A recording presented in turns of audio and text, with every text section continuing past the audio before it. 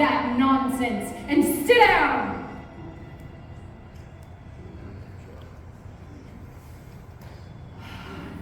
Welcome to How to Be an Effective Demon 101. You are here today because you have been failing in your missions. As such, our master has chosen me as head demon to instruct you. Let me start by asking you a question. What should a demon do if their assigned Christian or assigned human has decided to become a Christian? Try and get them to commit a really big sin? You are as stupid as you look. No wonder you're in this class. Well, when a human chooses to follow the enemy, all a demon can do is try to get them to sin.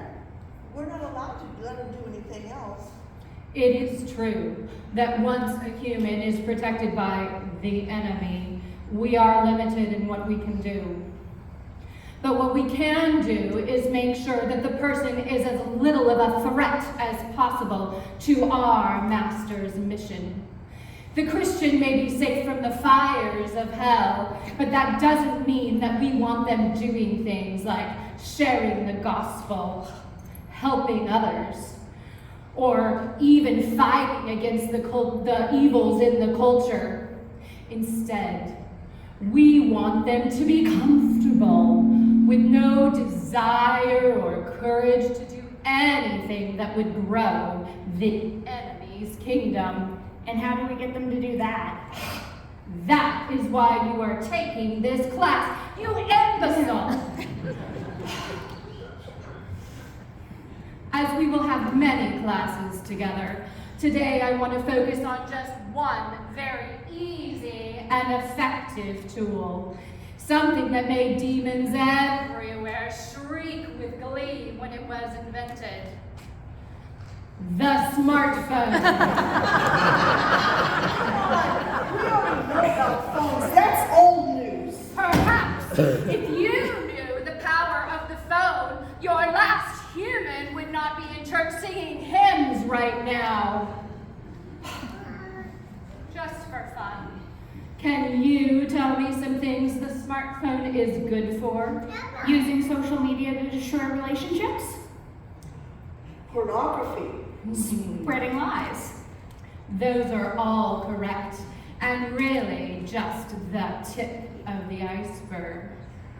The potential for evil is so wonderful. It's amazing, really. And the bonus is that everyone who has one keeps it with them at all times.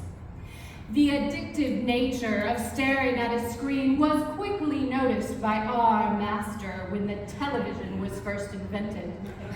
But the problem with the TV is that people had to leave it at home. The phone is never out of the nasty little human's reach.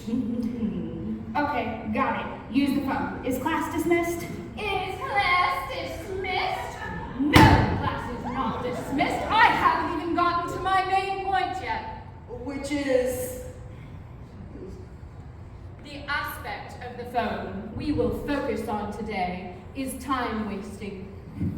This is really a highly effective way to keep Christians from doing anything productive. It may be very difficult to get a married Christian to look up an ex on Facebook and have an affair, but it takes very little effort at all to get them to spend hours watching cat videos or playing a mindless game. It is typically best to start out subtle rather than trying to get your Christian to commit a very large sin. My human's addicted to Instagram. She's on it for like hours every day. Exactly. And we can even use aspects of the enemy's creation. For example, the chemical dopamine.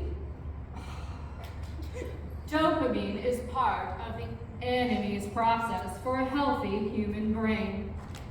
A balanced brain with the right amount of dopamine will make for a healthy, motivated, focused, and alert human.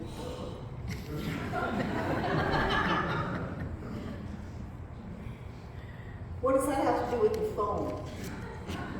Well, when a human watches a funny video, or someone likes their picture on Facebook, or when they make it to the next level in a game, their brain releases a hit of dopamine.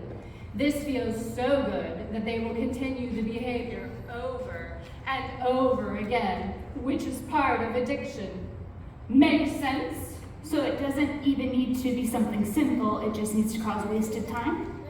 Now you're getting it. Time is the most valuable commodity in the world, and humans squander it so easily.